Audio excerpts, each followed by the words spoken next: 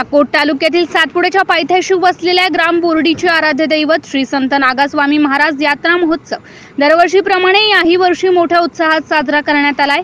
त्यानिमित्त नागास्वामी महाराज मंदिरामध्ये 13 ऑगस्ट रोजी पहाटे 5 वाजता तीर्थस्थापना करण्यात येऊन दररोज सकाळी 5:30 वाजता ध्यान व त्याचे महत्त्व यावर प्रवचन सुरू होते।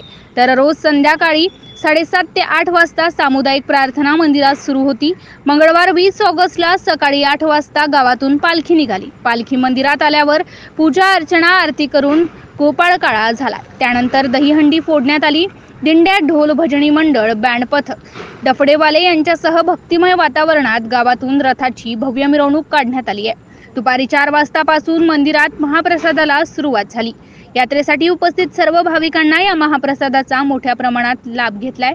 यात्रेदरम्यान कोणताही अनुचित प्रकार घडू नये यासाठी अकोट ग्रामीण पोलिसांच्या वतीने चोख बंदोबस्त ठेवण्यात आला होता। MCA न्यूज मराठी करिता देवानंद खिरकर, अकोट तालुका प्रतिनिधी।